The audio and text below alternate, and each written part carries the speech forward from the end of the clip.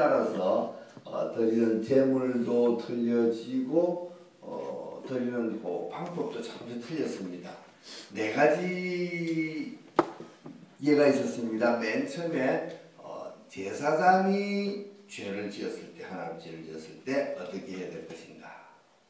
제사장, 아마 가장 큰 죄라면 제사장이 짓는 죄인가 봐요. 그리고 그 다음에 모든 백성이 짓는 죄. 거국적으로 짓는 죄죠. 거국적으로 모든 백성이 죄를 지었어요. 그 다음에는 족장. 족장 그러면 조그만 단위의 우두머리가 되겠죠. 족장들이 짓는 죄. 그 다음 이제 일반 백성들이 개개인이 짓는 죄.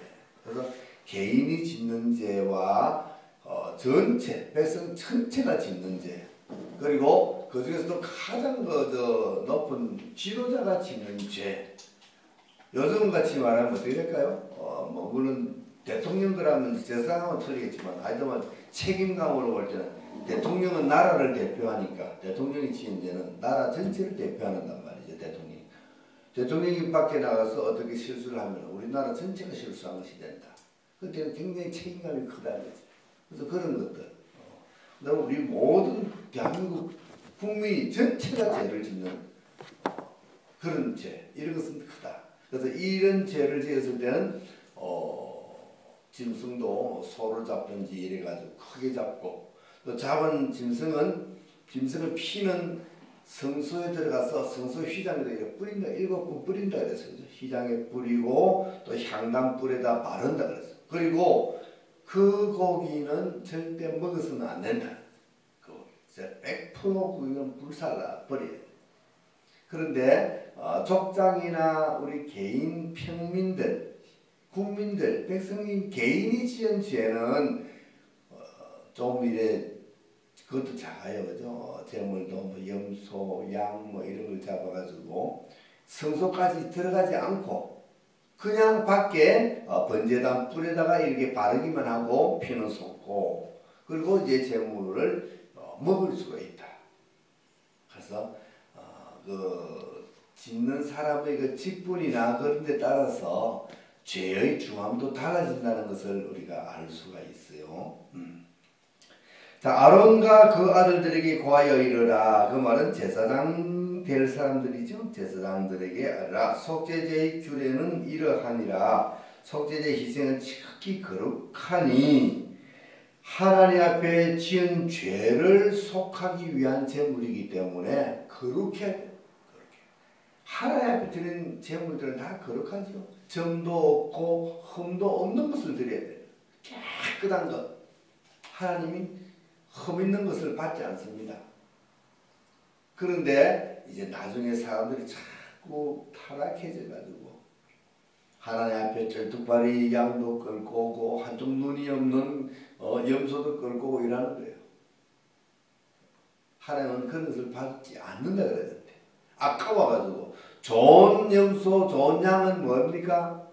돈이 되니까 두고 쩔뚝발이 흠 있는 거 있는 돈이 안 되니까 가져와서 바쳐요. 사람이 그렇게 변질합니다. 변질. 그것은 뭡니까?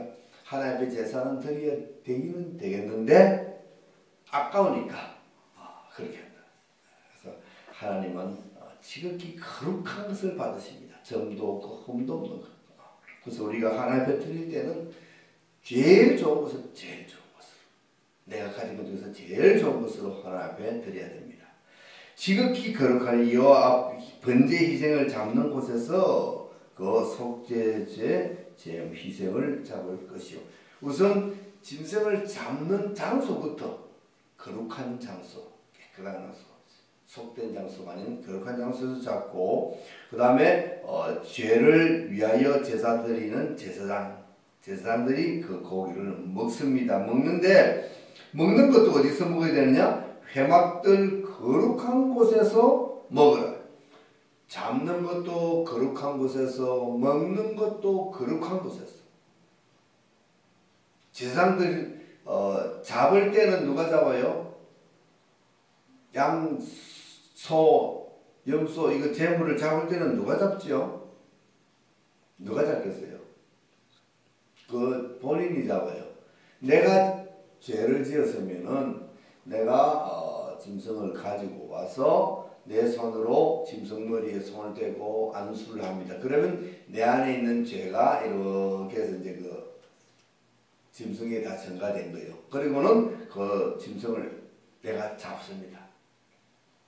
그러면은 이제 그 제사장이 그 잡은 짐승을 이제 피를 받아가지고 부리고 섞고 그다음 불태우고 하는 제사 의식은 제사장이 이제 하는 거예요. 제사장이. 그래서 먹는 거는 제사장만 먹으라 그랬죠. 그러니까 잡는 것, 먹는 것 전부 다 어디서 하라고요? 거룩한 곳에서 하는 거죠. 그러니까 우리는 먹는 자체도 함부로 하면 안 됩니다. 음식 먹는 것도 거룩하게 먹어요. 거룩한 곳에서. 그래서 하나님의 백성들, 특히 하나님을 섬기는 제사장들은 모든 것이 거룩해. 모든 것이 구별돼. 세상에서 속된 것을 하면 안 된다는 거야. 모든 것을 거룩하게. 삶 자체가 거룩하게. 이제는 우리는 교회 시대는 우리 모두가 제사장이라고 그랬죠. 그걸 만인 제사장이라고 그랬죠. 진짜 제사장으로서의 어떤 이런 예식을 하는 세서 제사장이 아니라 왜? 내가 직접 하나님 앞에 내 몸을, 내 삶을 산제사로 드릴 수 있기 때문에 이제 우리는 한 사람 한 사람이 제사장의 역할을 한다는 거예요.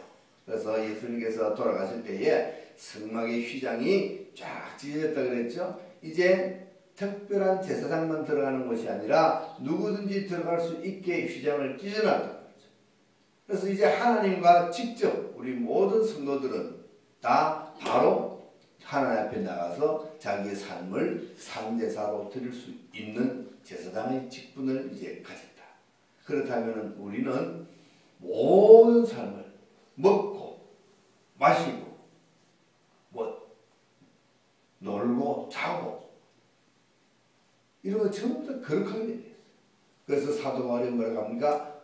먹든지 마시든지 무엇을 하든지 모두 하나님의 영광을 위하여 하라 했어요. 바로 그것이요. 하나님의 영광을 위하여 하는 것이 거룩하게 하는 것이잖아요. 우리가 세상에 나가서 속되지 않게 하라는 겁니다. 무릇 그 고기에 접촉하는 자는 거룩할 것이며 그 말은 그 고기를 접촉한 자, 만지는 자는 거룩한 제사장들이 해야 됩니다. 거룩한 사람이 해야 됩니다. 세상에서 험한 속한 그런 속된 사람들이 하는 것이 아니라 거룩한 자들이 하는 것이며 그 피가 어떤 옷에 묻으면은 그것을 거룩한 곳에서 또 빨아. 빠는 것도 거룩한 곳에서 빨아라. 피가 옷에 묻으면 빨아랍니다. 그 피는 뭡니까? 속죄의 피, 생명의 피이기 때문에 그냥 묻혀가지고 돌아다니면 안 된다. 특히 이 피는 누구의 피를 예표하냐면 예수 그리스도의 보혈을 예표하기 때문에 예수 그리스도의 보혈이 아무데나 흘러가 세상 속에 아무데나 흘러다니면 되지 않는다. 거룩한 피이기 때문에 그래서 깨끗하게 빨아라. 그 고기를 토기에 삶아서는 그것을 깨뜨릴 것이다. 토기라는 것은 그냥 말하는 질그릇이죠. 바깥에 어떤 기름을 바르지 않은 유기를 바르지 않은 그런 토기는 어떻게 됩니까? 거기에 기름이나 냄새나 이런 것들이 빼어 들어가잖아요. 빼어 들어가. 그래서 그건 아무리 씻어도 빼어진 것은 안 씻어지잖아요. 그러니까 그 그릇은 고기를 삶았을 때 냄새나 기름이나 이런 것이 빼어져 버리면은 씻어야 되는데 안 씻어지니까 그것을 깨뜨려서 버리라는 거예요. 그만큼 뭡니까? 하나님 앞에 드려진 그러한 재물이 속된 곳에 나가면 안 되고 돌아다니면 안 되고 남아있어도 안 된다는 거예요. 하나님께 드려진 재물은 깨끗하게 거룩한 곳에서 다 처리가 되어야 된다. 그래서 만약 유기에 삶아서는 우리 이제 그릇에다가 쉽게 말하면 코팅을 하죠. 코팅. 코팅하면은 깨끗하게 닦고 씻으면 씻어집니다. 그것은 안에 빼이지 않아요. 코팅된 것은 씻고 깨뜨릴 필요가 없고, 코팅되지 않은 것은 깨뜨려버리라. 그만큼 지금 하나님은 뭐를 강조합니까? 거룩성을 강조하는 거예요.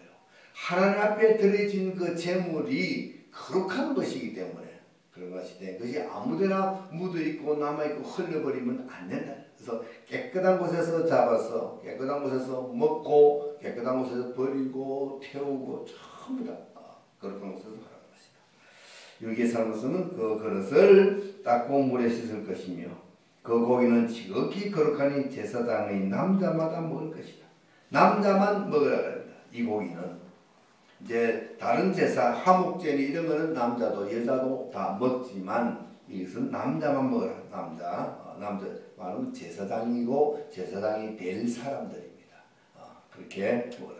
그래서 이런 거 가지고 남녀 구분을 합니까? 이러지만 그 구분이 아니고 제사장은 남자가 제사장되기 때문에 그래요. 그러나 피를 가지고 회막에 들어가 성소에서 속하게 한 속죄제의 희생고기는 이것이 바로 뭡니까? 제사장의 죄와 모든 회중들이 지은 죄를 속하기 위해서는 짐승을 잡아서 그 피를 가지고 회막 안에 들어서 뿌리는 거예요. 이 고기는 먹으면 안 된다는 거예요. 이 고기는 다 불살라버리라.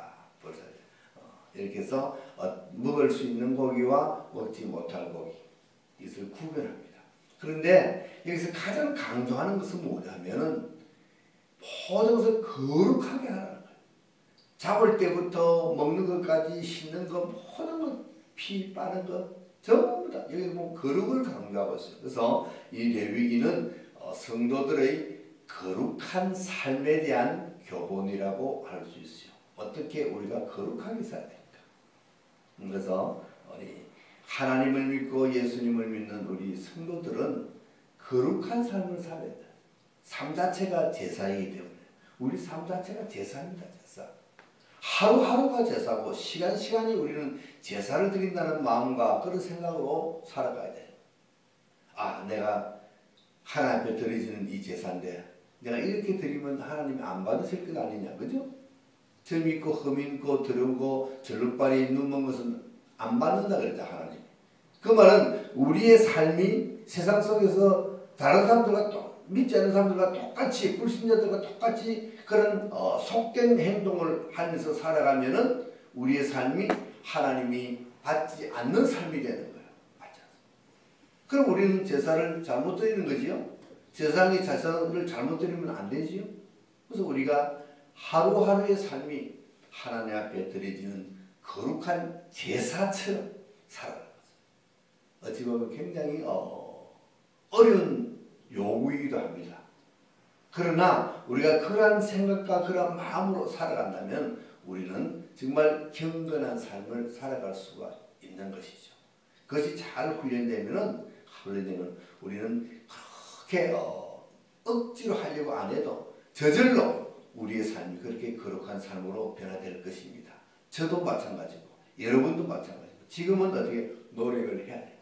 늘 마음에 새기고 생각에 두고 그래서 거룩한 삶으로 하나님 앞에 제사 드리는 그런 심정으로 그런 마음으로 살아가시는 저와 여러분 되시기를 주님의 이름으로 축원합니다.